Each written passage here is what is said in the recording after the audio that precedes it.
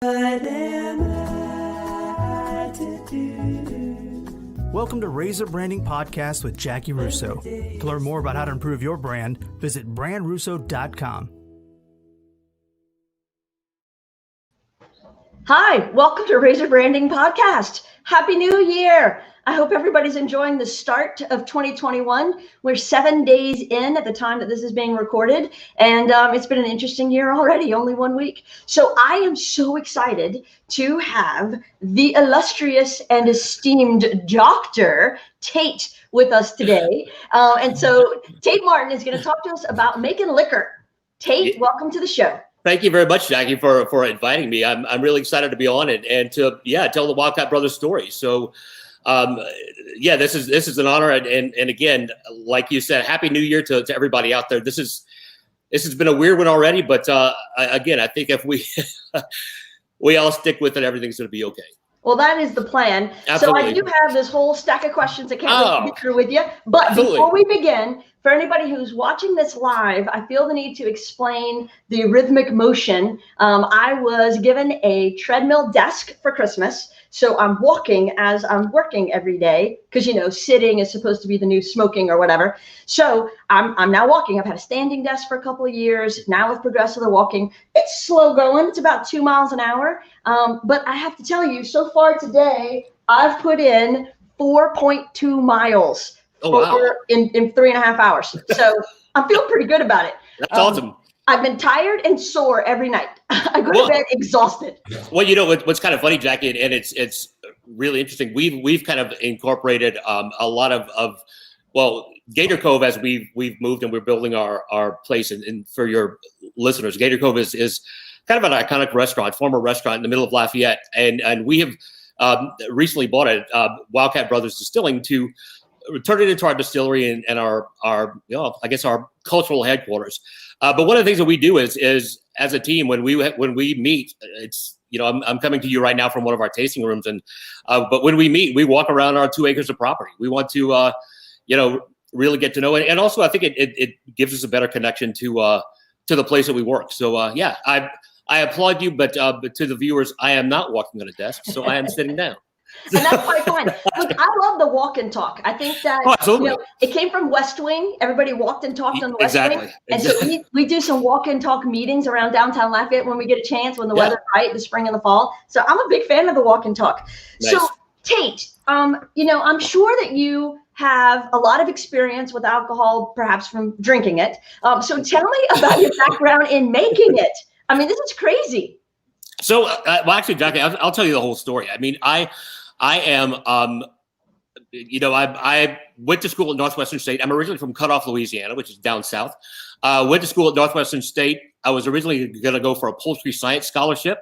I had a view of being a chicken farmer, and that didn't work out. But then I found public relations and found communications, and realized that I wanted to learn more after I graduated. So I came to UL. And UL, I got my master's in interpersonal organizational communication and taught there for a couple of years. And I always joked when I left that I would always retire to Lafayette because I just love the area. And then I went to Florida State to get my doctorate and taught there and lived there and kind of got sucked into the communication, marketing, and ad world there. Everything from I started out as one of Jeb Bush's communication spokespeople in transportation to being vice president of research for a couple of agencies and even starting my own.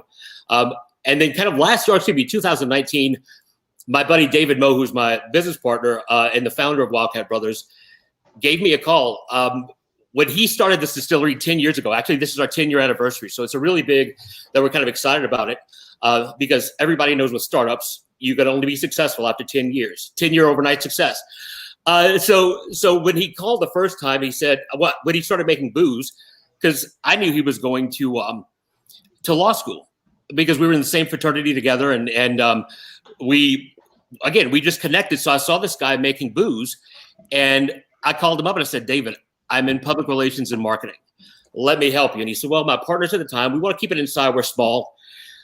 Well, then David did something because, again, in the pre-show, I told you that we're really nerdy here. We like to get in detail and really, get into our products because we're not supposed to be doing this. I'm a scientist, a recovering professor, a teacher, a speaker, And David's a lawyer. So when we approach the industry, we approach it in a way that's really, it's scientific, but it's also approachable. So David's question to start this off was, what makes a $7 bottle of liquor different than a $70 bottle of liquor? Again, spoiler alert, the two things: great ingredients and great marketing and advertising. That's it.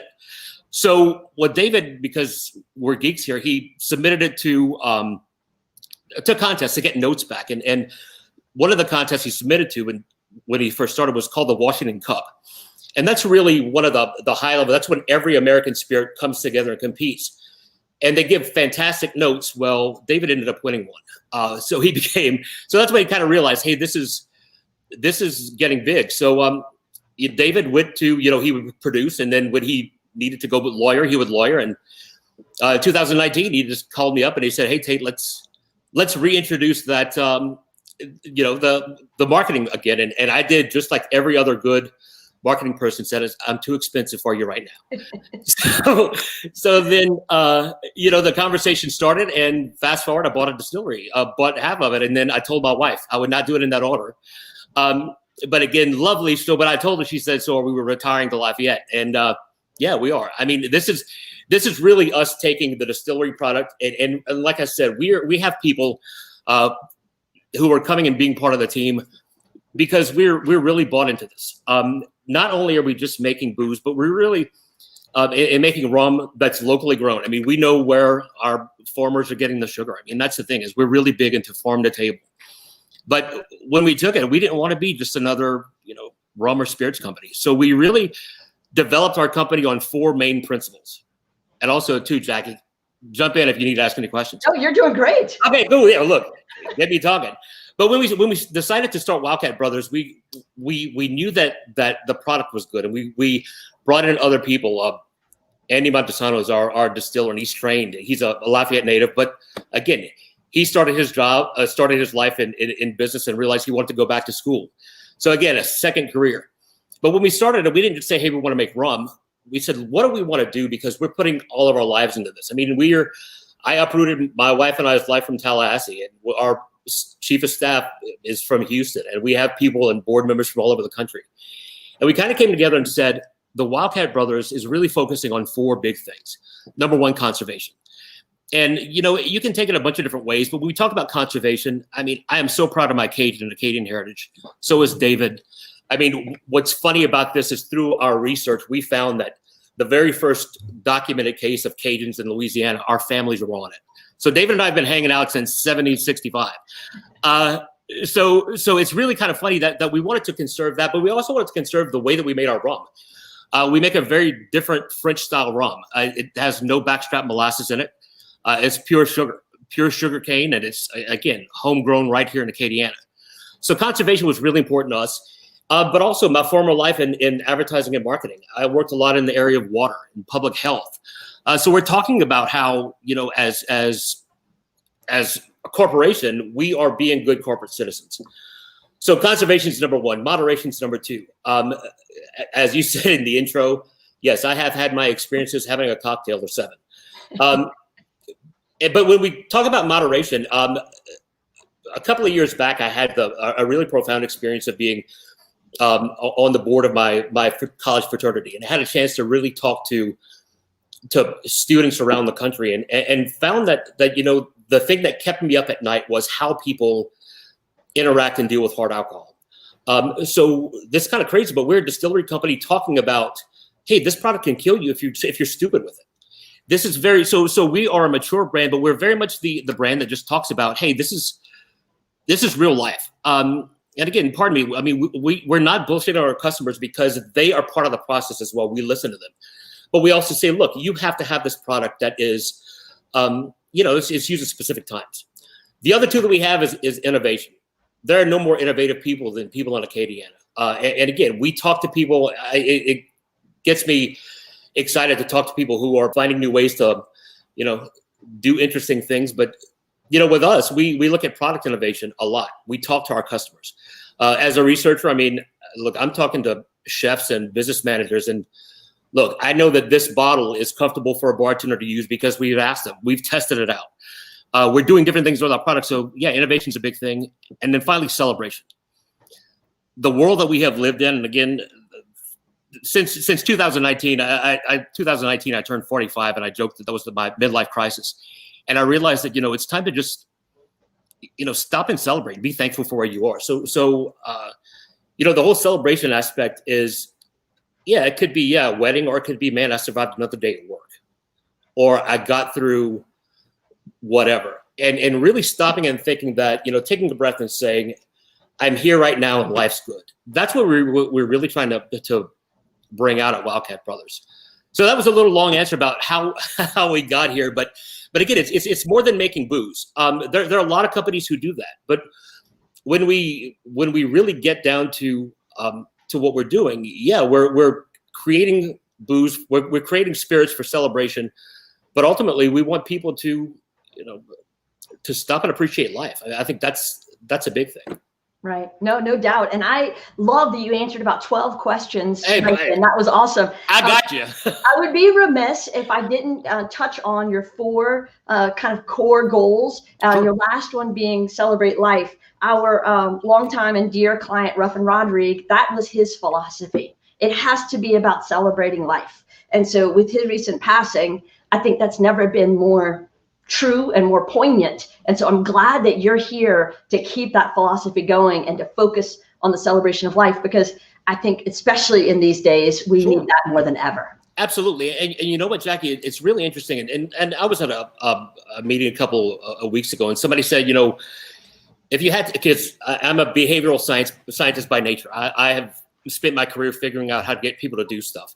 And when they got pulled in by a friend of mine who's also a scientist, and he said, okay, what's the one behavior or the 2 behaviors that you want people to do aside from, buying your spirits? And I said, number 1, I want them to appreciate and have a conversation, appreciate where they are in their life, no matter what it is. And if it's bad, find a friend to figure it out, to get out of it.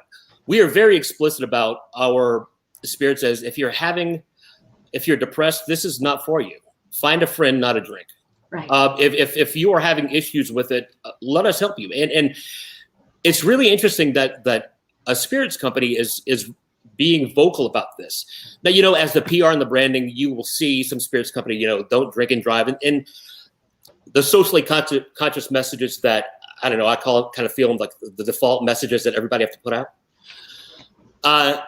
But yeah, we're really talking about, if you're going to use our products, let's, use it as a tool for celebration, not, because, it's been a rough day or you're depressed. I mean, again, the Wildcat Brothers spirit is really taking time to understand where you are in life, be appreciative of it, and find the good.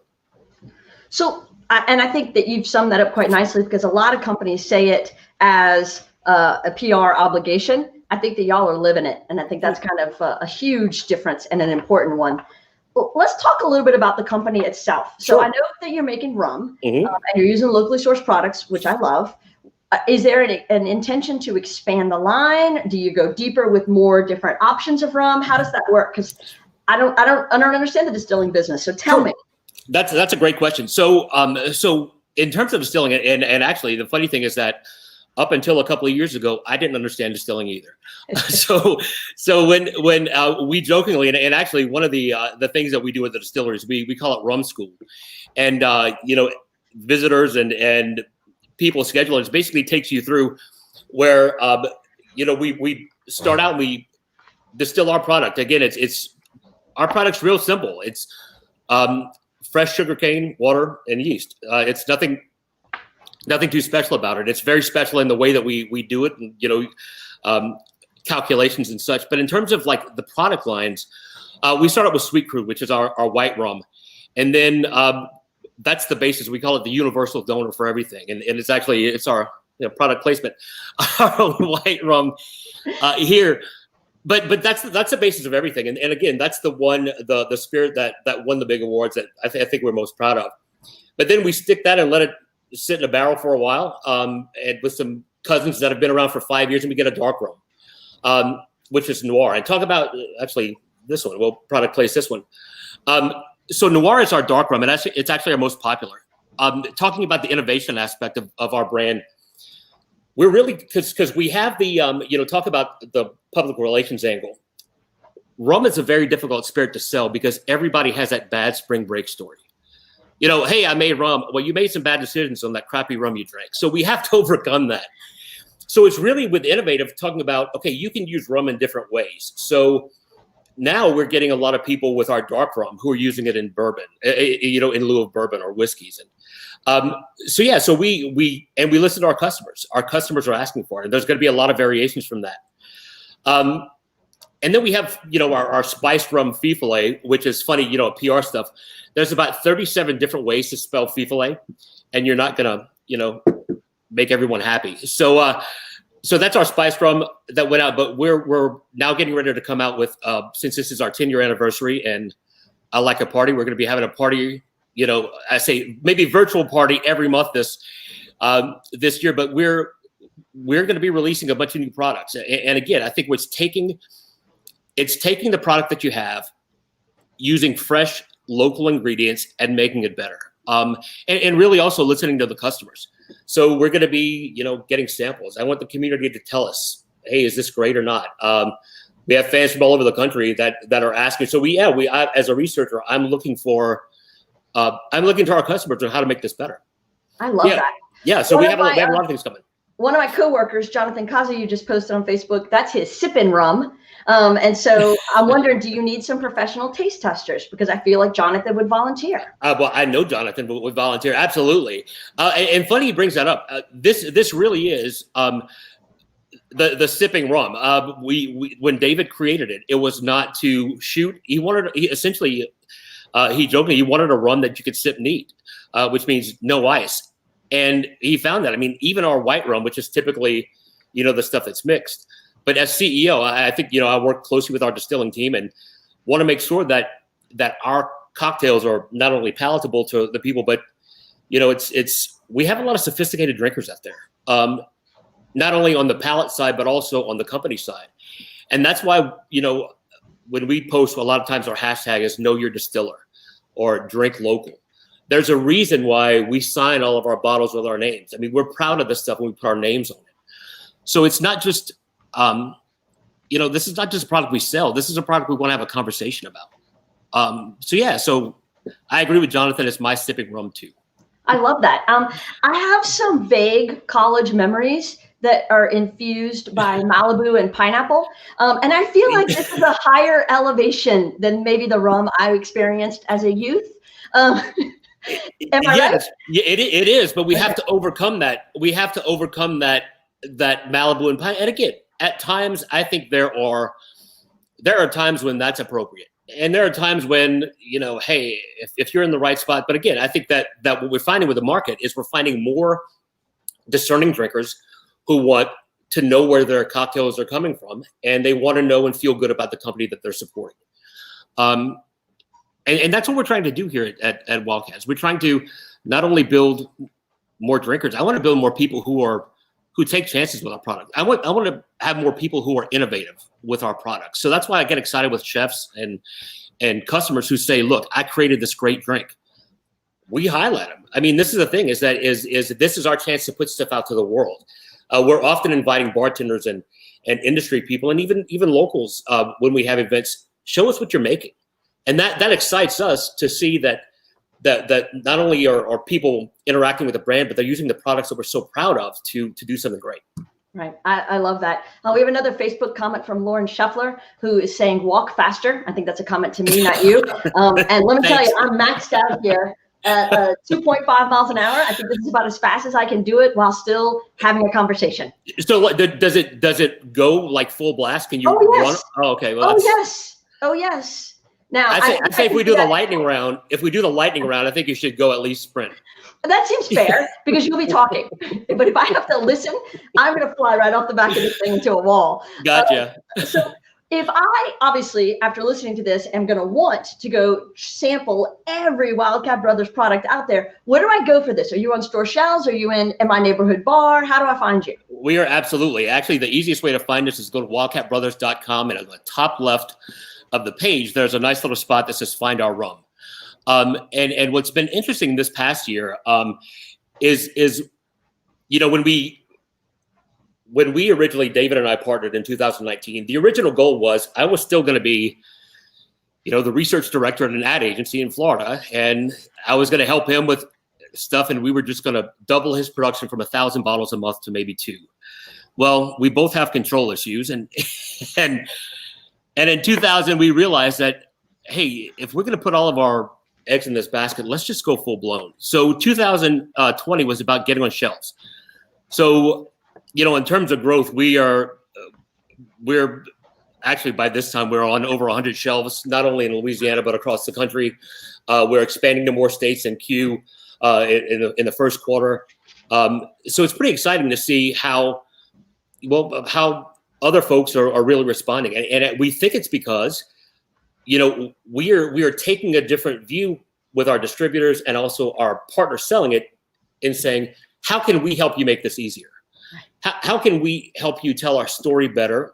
I've had everything from a salesperson, FaceTime me because some bartender wanted to ask a question. I mean, that's how we are. And I think that's why it's spreading across the country. And we're pretty excited about that. I love that. Hearing all of the backgrounds of your people, like just about your entire team, this is their second career. They've been established and successful, and now they've come into this new direction. How do you continue professional development for your team? Oh, that's a great question. Well, I think the easiest way to do it is work in an area where you have no damn clue what you're doing. So, and again, feel free to quote me on that. So we jokingly say, again, that we're not supposed to be doing this. So we really have become, we've gotten full blown into the industry. So we are actively involved with the American Distilling Institute. We're actively involved with, local.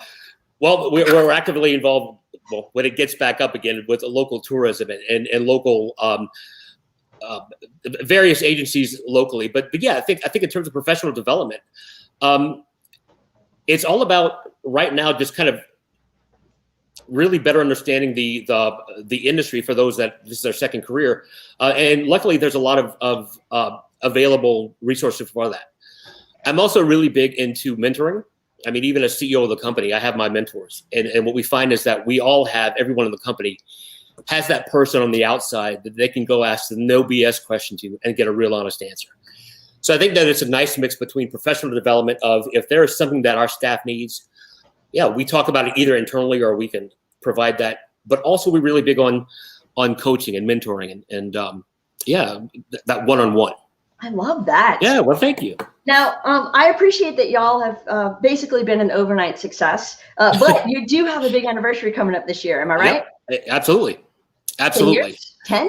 Our 10-year anniversary. So what's kind of unique is so just to let you know a little bit about the name. I mean, David and I, the brothers part, we're fraternity brothers. So that's the name but the Wildcat, 10 years ago, David, when he started this distillery, it was originally called Rank Wildcat Spirits. Now, again, in marketing, the word rank is probably not there, but the term comes from the oil field. A wildcat is kind of a wild ass idea that people like. A wildcat well is a well that somebody's never drilled before, and it hits and it makes a big deal. So when David and his partners, they were in the oil industry, and when they told our boss they were going to go out and do this, he said, well, that's kind of a wildcat idea. And he said, hell, that's a good name. So we kind of kept it.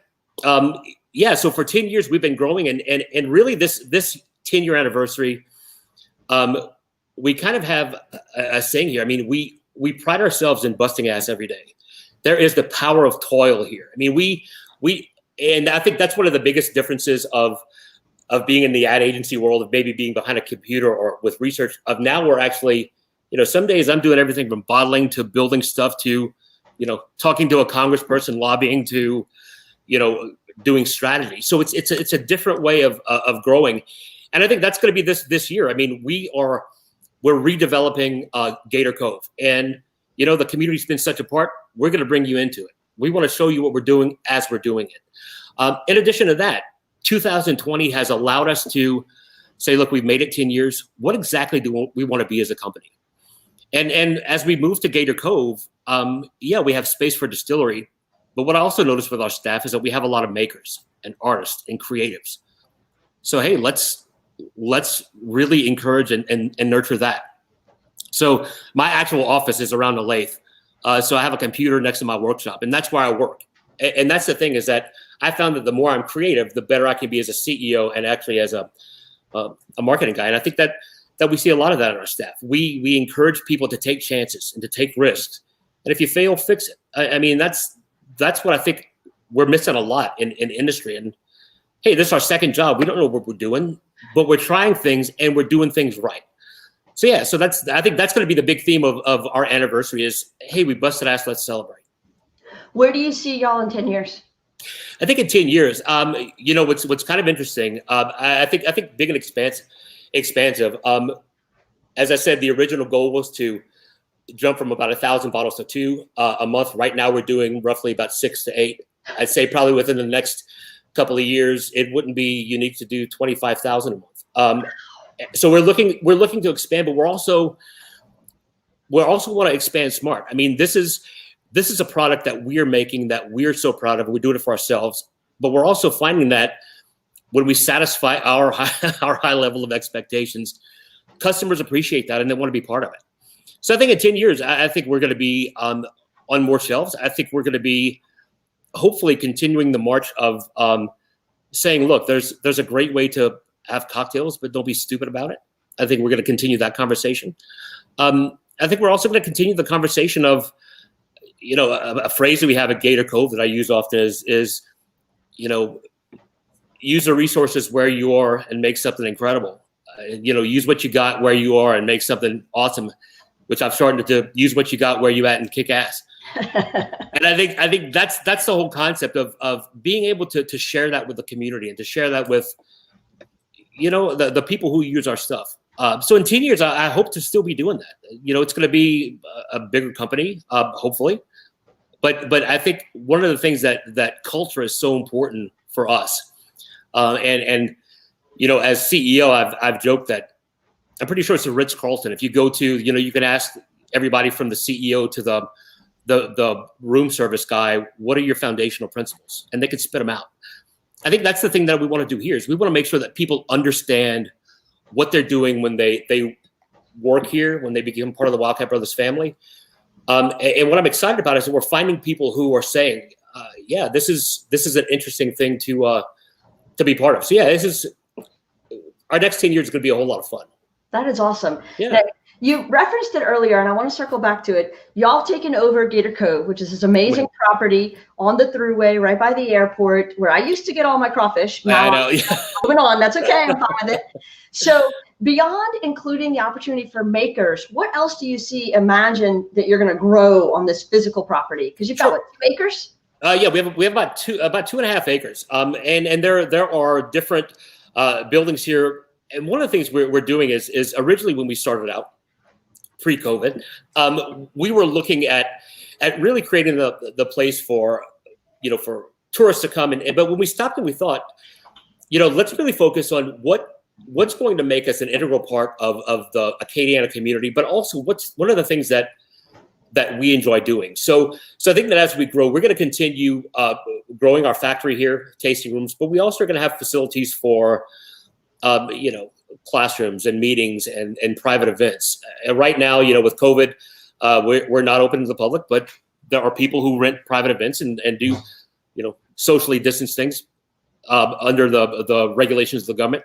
That's great. I think as we go up, we want to make the space available for lots of people, but we also want to be specific that this is not going to be a bar. This is going to be, think more like the Tabasco factory rather than going to, let's say a brewery where you can hang out all day. We want to invite people to the space, but if you've never had government regulations like owning a distillery, we have to make sure that it's safe. So yeah, so we're finding ways to better incorporate the community, better incorporate the culture of the community into what we're doing. So yeah, expect a lot of interesting things. And what we're going to do is we're going to be posting out all of our information on our website, both wildcatbrothers.com, gatorcove.com, and also on our social media channels.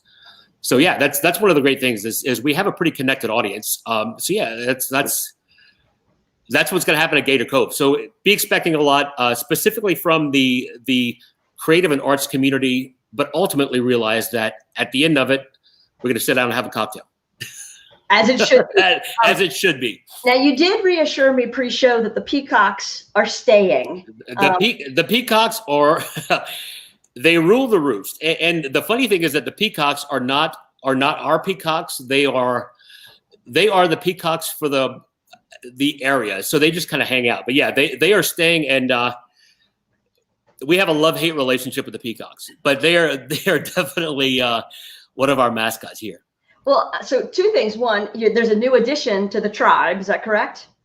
Blanche? Oh, yeah, there is. We had 3 new peacocks lately, and there's a nice little albino white peacock roaming the hall. So yeah, we call her Blanche, and she's gotten used to us. That is awesome. And then secondly, no one owns them. So where did they come from? We have no idea. When we bought the property, the previous owner, Jay Voorhees, told us that, and actually we're seeing it now, the swamp behind our property is an amazing wetland for bird watching, which actually, you talk about the future of what's happening. Yeah, there may actually be some bird watching and cocktails because there's an audience for that. But that's the thing. Evidently, birds love this area. We have a lot of ducks and spoonbills, and so yeah, it's like the Star Wars bar with birds here. They're like swamp peacocks. We have lots of wildlife at Gator Cove, which makes it interesting. That is awesome. I love that. So we have a question from Facebook. Jessica wants to know, what's one of your favorite stories to tell from your last wild 10 years? Oh my gosh. It's appropriate for public consumption. Yeah. It's I don't know. There's so many great stories. I think, gosh, I'm gonna have to think on that one. I think one of the things is I just enjoy solving problems, and I enjoy, gosh, I'm gonna have to think on that one. Okay. Yeah, let me think on that. I'll come back to it. I'll let you circle back to that. I'm going to give you in a kind of a different direction. You just slipped it in like it was nonchalant that you used to work for Jeb Bush. I'm sorry, what? Yes. So I worked in his administration. I used to joke. So I was at Florida State teaching public relations, and I used to joke that I would not teach public relations in 2 fields, government or pornography, because people get screwed and it's tough to talk about them, on TV. And one day I had the opportunity, because that's when I thought I was going to be an academic, and a colleague said this spot came open, and a colleague said, "Hey, we think you ought to do it." So I took some time off and went and worked in the Bush administration, and it was interesting. So I did, I was involved with the 100-year anniversary of the interstate, to dealing with dealing with the hurricanes in Florida, and being in a bunker with. So it's been some interesting things, but I've loved I love my time there, but I also love my time not being in politics. Mm-hmm. And that's kind of funny. We joke here at Wildcat Brothers and at Gator Cove, we don't talk politics, and that's and it's what's funny is that when we say that, the people who come here, we find other things to talk about, and it's makes life a lot better. Sure. But yeah, it was great working for his administration, and again, it really got a chance to see government at work, and I have a lot of respect for Governor Bush and the staff, and again, I think it was a really good time for us to be. So it was a good time to get some milestones in the life of a public relations or marketing practitioner. Politics is definitely the way to do that. Whew. Absolutely. So from your agency days, what's your favorite story, project you worked on, client you interacted with? I was, that's interesting. I think one of my favorite ones, and it's actually timely here, when I worked for the agency Marketing for Change, we did a campaign actually for the Florida Department of Health back when the bird flu was coming to America, the pandemic flu. Mm-hmm. And it's actually, and you can still see some of the work out there. It's called the Fifth Guy campaign. There was some research done, especially with that. We did a whole campaign about stopping the spread of the pandemic flu, and we never said the word pandemic flu because we got to the point where people didn't give a crap about it. And I think that's a lot of the things that you're seeing now with Corona. But what we did find with the research was that people they cared about how they looked to other people. So we found some research out there that I think Pew did. They literally stood in bathrooms and watched people wash their hands. And they found that 4 out of 5 people didn't wash their hands. So what we found, 4 out of 5 people did wash their hands. One person did. Yeah, I'm sorry. Pardon. So when we started getting back to the behaviors, and we found that when you told people if you got the flu, you get real sick or you die, they didn't care about that. As you know, in marketing and PR, death is not necessarily a big motivator. No. So what we did is we started focusing on, let's imagine what this 5th guy looked like. So we did a whole campaign about the 5th guy and about how he was gross and he went to work and stuff. And it really, it was picked up by the CDC in some other states, but it was all about washing hands, staying home when you're sick, and covering your cough with your arm. So, it's still pretty timely today, and it's actually been picked up. So I think that was one of the unique times that we did, because one of the PR things we did is we actually had the guy who played the 5th guy in the commercials go to public places, and he actually carried around a urinal with him. Oh. So it was kind of funny to see pictures of people from Florida at a rest stop taking pictures with this guy with a urinal. So yeah, but that was funny. So I think that was probably one of my favorite and interesting clients here. I think with getting back, I'm getting back to the favorite Wildcat story one. Sure. 2019, we got invited to the old state capitol for there's an event. It's basically the politicos. It's essentially the state's Halloween party. So we got invited to serve our drinks there, and it was the first time we did our spiced rum. And it was just amazing to see, and that was really my first time to get in with the industry, and it was kind of good to see, people enjoying our product, but also fitting in the industry. So it's not a whiz bang thing, but it was really good to have the first time to really be proud of people taking a sip that you had a hand in making and really appreciating it. So that's a thing that's to really stick with me. That's awesome. I love that. Yeah. Back to your H1N1 story. I find that the only group of people who like to Monday morning quarterback more than fans of football are marketers. Agreed. And so we love to look at campaigns and think, I'd have done that better. My message would have been better, whatever. So as you compare your experience in, I'm guessing it was 09 with H1N1, and you look at what's happened in 20, how would you have messaged this pandemic better? I'm not talking about the political stuff, but Sure. just, is it 6 feet masks? What would you have done to get the word out there? I think it goes back into there's I think a missed message of personal responsibility of being part of a larger group. And I think it really goes back. And one of the things we look here with the conservation and celebration aspect of Wildcat is really bringing and building a community together. And I think that's a problem that we have, not only societally, but I think we're stuck with our cell phones and let's talk to people now. So I think that finding a way to bring that personal responsibility and really bringing back the pride in being American and looking out for your fellow people. I think that was an opportunity that was missed. But also too, I think, people should be washing their hands more.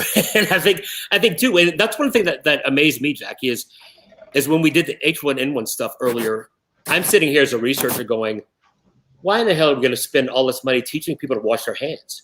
But yet they needed it. They needed to have that discussion. And I've seen stuff from the CDC and public health, they're bringing those out. But I think maybe earlier talking about the scope of this thing could have helped. So I agree with you. I'm glad I'm not the only farmer marketer who doesn't Monday morning quarterback. Oh, we all do it. Stuff. We all do it.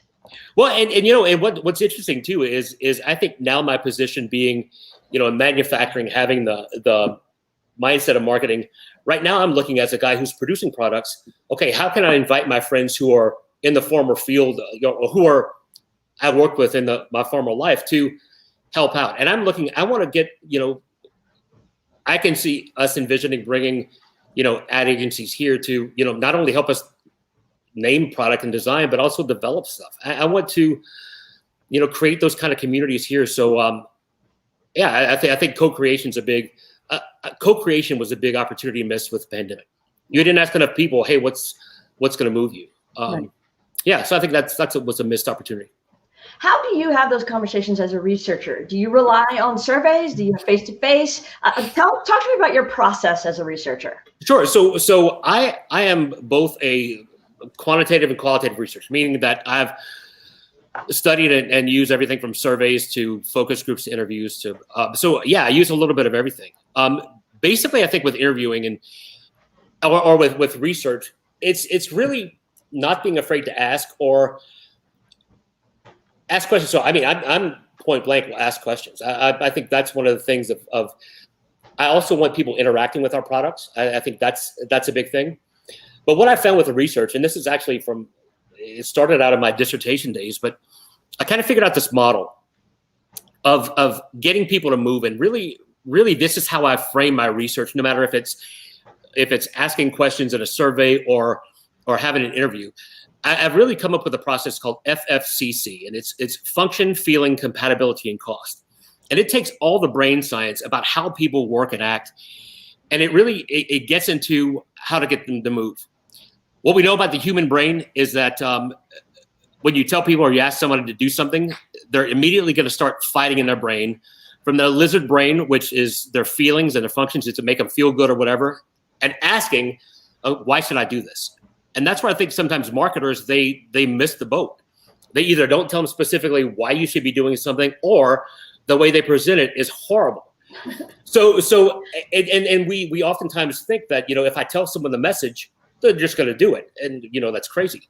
So I think that what we need to do as researchers, or when we interview, we automatically have to begin realizing that there's a battle internally between the emotions that I just got versus what you're asking to do. A good example is, the commercials with smoking. Somebody sees a black lung, they go, I'm not going to do that. Or the Sarah McLachlan dog commercial. You know what I'm talking about? Oh, yeah. Yes. You hear the song and you click the thing. Okay, so that's a feeling thing in your brain. It told you this is going to make me depressed. I'm going to get away from it. So you miss the function. So once you find that balance, you go into compatibility. That's where whatever you're asking people to do, you have to make it available to them, or it has to fit into their lives. So, for example, we have people now going, hey, you've been around, or 2020, we don't, you're not marketing very much. No, I'm getting stuff on the shelves, because if I tell people to go out and buy things and it's not there, it's going to piss them off. So compatibility is that aspect. And then finally, cost. We have to ask people, we have to think about, when we do research or planning, what does someone have to give up to interact or to be part of whatever behavior you're asking them to? So again, it could be price of rum, or it could be, hey, I want to associate this with my brand. So I think when it comes to research, I'm always looking at those four lenses. And again, I've found that through surveys. I've found that through simple interviews. But like I said, at Gator Cove, I mean, we're really focusing on, we're looking at some technologies of we want to know what people are doing with our booze. So we're trying to find ways of, finding ways that people can interact with their cell phone on our bottles. So every time they pour a drink, they can tell us what kind of drink they're making. I mean, we're getting that detailed. So we want to know what our customers are doing. So in terms of research, I'm all over the board, but I think that's okay. Yeah. How about you? What's your?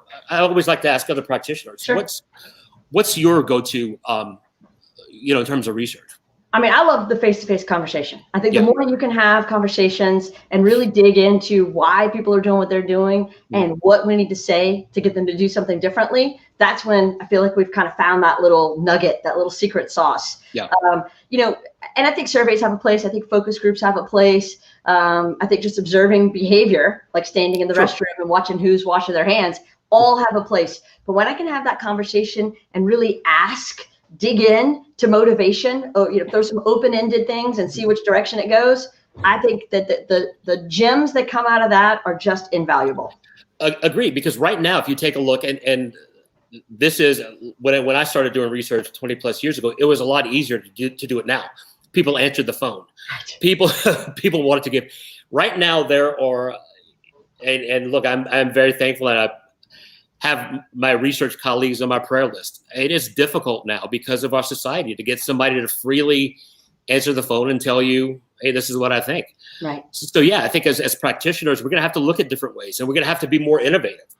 And yeah, I think that as a product person, I'm absolutely concerned about that because I want to see how people, and I want to talk to my customers. And I think those who aren't doing that are missing the boat. Oh, I agree completely. What advice would you give to the younger you? Don't take yourself so seriously. I think that's one. I think the younger you is it's okay to fail. I think that's the one. And I see that a lot with people now. I mean, hell, I fail at least 2-3 times a day. I mean, and that's okay. I think that taking chances and being able to move, that's really, I don't know. I would tell myself not to be as scared.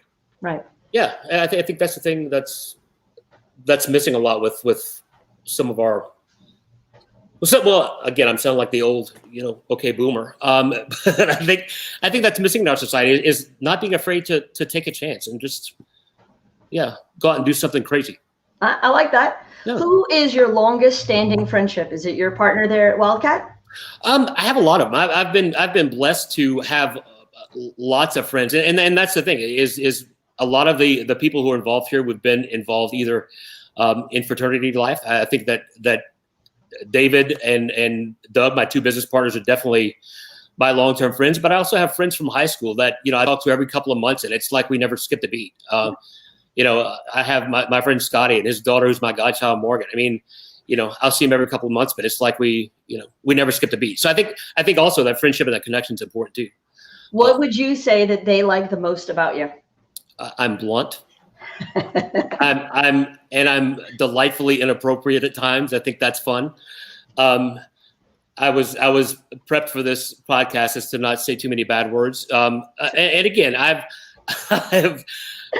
think that's the thing is I have realized, I mean, I was the type of guy as a kid who, worried about everything. And, I joked once that, I would go to football games and thought when they were huddling on the field, they were talking about me. I was very much, I was very much, and I stole that from somebody. I can't remember who it was. Awesome.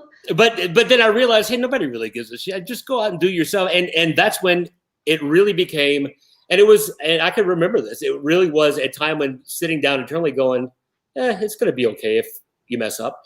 So when David and I created this company, we actually created our own coat of arms and stuff. And at the bottom, in this, discussion of building the company, we found out that one of our heroes, mutually not known, was the Marquis de Lafayette, which, our town is.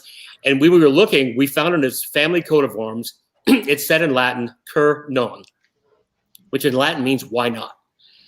And that's kind of the thing that we have here is that, okay, if it's in the lane of distilling, if it's in the lane of craft, if it's in the lane of making us a better company, let's try it. Let's not be scared. What we have been blessed with is that we have a partner and we have a product that people love, which allows us to sometimes take different chances. It allows us to expand the line, but it also, and as CEO, I find ourselves doing, we never have to, we have to always remember that to never forget about the products that are our bread and butter and to continue making them better and to see how we can incorporate that. So I think that's a thing that's, really drives us is that why not attitude. I love that. Thank you. That is the perfect segue to our lightning round. Uh-oh. You ready? Yeah, sure. Okay. Favorite place on earth? I would say my living room with my wife. I know that's kind of good, but I travel a lot, and there is no better place that I like to be and just feel comfortable hanging out at home. Okay. Movie you can't turn off? There's a bunch of them. I think one of my favorites is The Big Lebowski is one of the movies of the Godfather series. If we're getting old, One Flew Over the Cuckoo's Nest. That's a good one. If we're getting even older, Some Like It Hot. That's an even better one.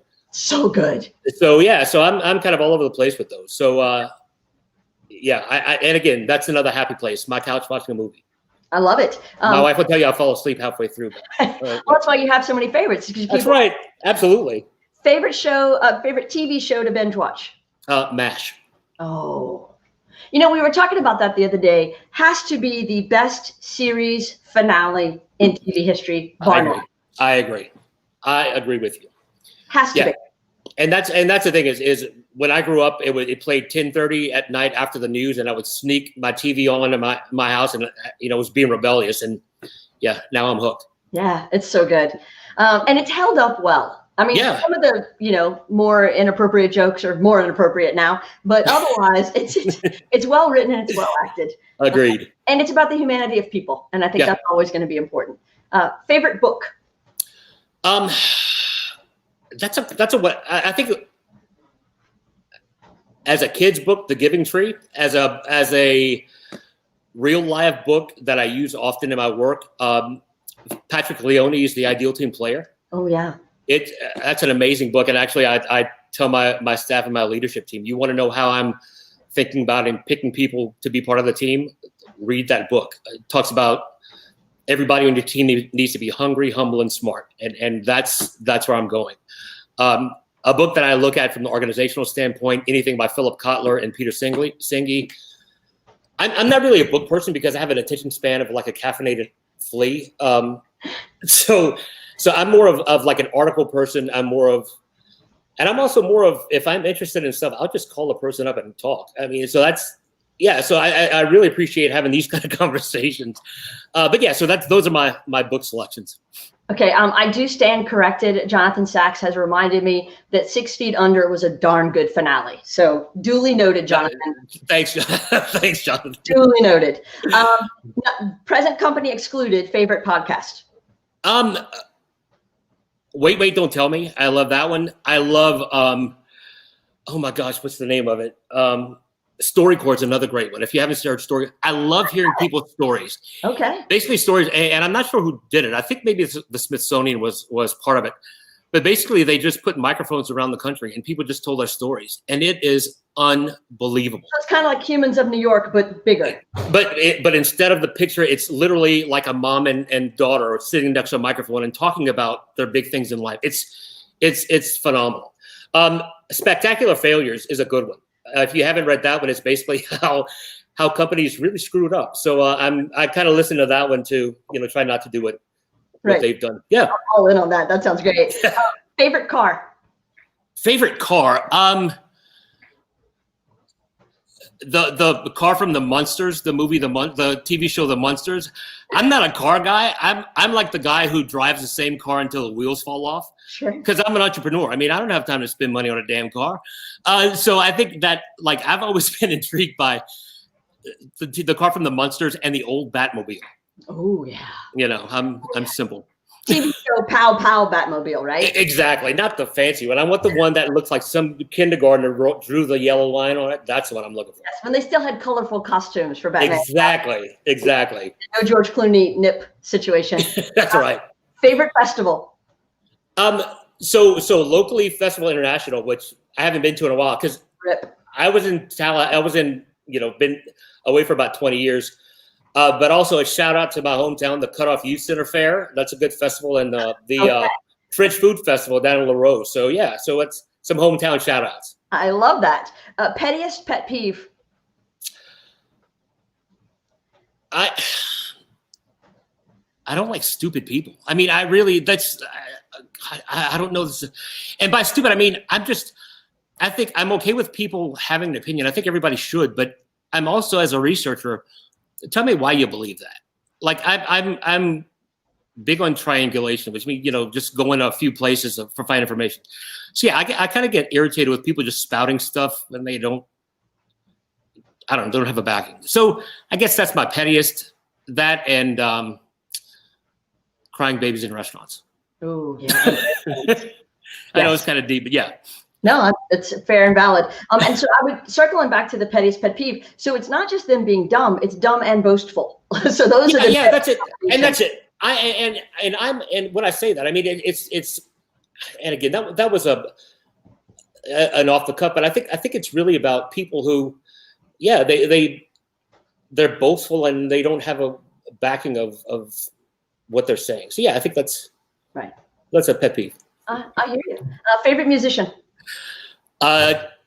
This is going to be weird, but it's a tie between Snoop Dogg and Elton John. I actually can see that. Yeah, I have been to more Snoop Dogg and Elton John concerts than I have anything else. So yeah, it's those are my people. Yeah. What if they did a duet? I mean, would that just blow your mind? I would cry and, sit with a cocktail and just be amazed. Right. Yeah. I could totally see that happening though. And maybe they would do it at Martha's Place. Like, could you imagine how great that would be? I mean, well, hell, not that. I want to have it at Gator Cove. Let's do this. I mean, come on. Do you karaoke? And if you do, what song do you perform? I've been known to karaoke a little bit after a cocktail or two. I can throw out some Love Shack. I can throw out some, So it's not Tiny Dancer or something from the Snoop Dogg. No, I mean, I've been known to, throw out some gin and juice, but I'm more of a watcher of karaoke. Okay. Actually, I had when I was a professor, I had a assignment one time. I was teaching a theory class, and I had my class go to a place and do horrible karaoke. So they got a contest for people who did it the worst, and it was all about getting through your feelings. That was the most hilarious thing. So I love to go to karaoke, and hell, let's just I would love that. I would win that. Watch it and be bad. If you're gonna again, why not? If you have a microphone or something, get up and do something. Stop. Absolutely. Favorite live your life. Favorite sport? Curling. Okay. I think because that's an Olympic sport that a big guy like me could do, and I'm backing that one. Bowling, I would go with that one too. Sure. I'm a Saints fan. UL fan. UL Northwestern Demons. You lost me. I know. I'm sorry. I'll hit you on the first two, and then basically any place where I owe a student loan to, I'm going to support their team. So those are my favorite teams.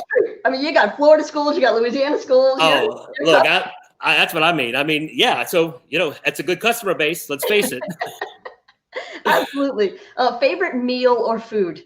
I am in Louisiana. Well, at home, it's gumbo, but I'm a pizza guy. I just like to eat. I mean, as you can tell. Been to Cajun Saucer in Arnaudville? Not yet. It will change your life. I am on it. No, for real. You're a pizza guy. It will change your life.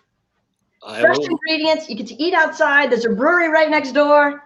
I'm already digging it. Check, and check on you. I'm already digging it. Okay, good. Favorite leisure activity?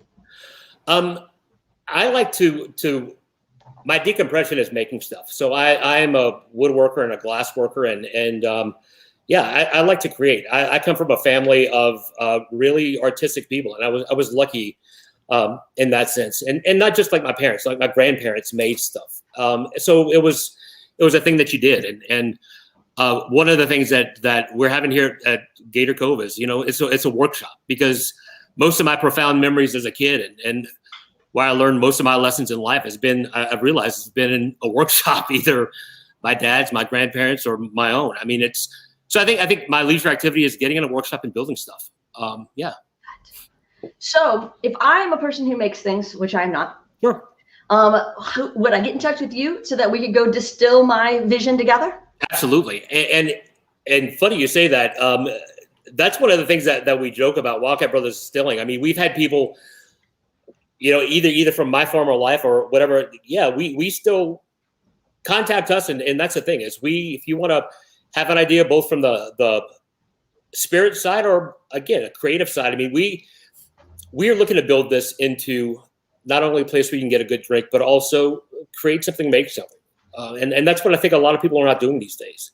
We want to create more people who are creative, and that's going to be the space that we're making here at Gator Cove. I love that. I mean, it worked for George Clooney and Ryan Reynolds, so I think we should all go out and sell our liquor brand for $1 billion.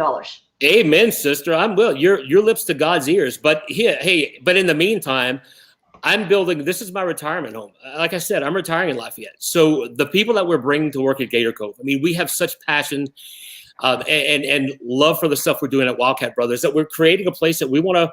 This is our career. I mean, we get talks about the cells and stuff, but again, this is a place that we are creating every day that we want to get up and go to work at, and it's a special place, and I'm pretty excited about it.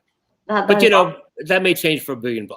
I think that seems fair. And then after that, you could keep the Gator Cove property and the makerspace and just, sell the recipes for the liquor. Amen on that one. And then we can keep going. So Jonathan Sachs, still weighing in, would happily take you on a pizza tasting there in New Jersey. Even within the town, we have multiple places, but you might need to bring some beverages. Absolutely, Jonathan. Well, I'm pretty excited. I believe we are going to be in New Jersey this, actually in Q1 or Q2. So look for us up there. So we will, I'm going to take you up on that. Don't worry. You should. He's a pretty awesome guy. So between beverages, pizza, and TV shows, I think y'all can spend about 3 days together and not stop talking. It'll be awesome. Absolutely. Right. I need to know when this happens because I may need to schedule a work trip for Jonathan and I to work on some project in New Jersey at the same time. Absolutely. I'm ready for it. All right. That seems fair. He says, tell me where and when. Tait, I cannot believe it's been an hour, but it has. This has been delightful and enjoyable, and you're awesome. And I cannot wait to visit your place once tours are allowed again. Absolutely. We can't wait to invite you here. And again, thank you so much for giving us this opportunity. It's been great. Well, thank you. I appreciate it. Thank you to everybody who watched and commented and participated in our shenanigans. And we'll see y'all next week. All right. Thanks so much.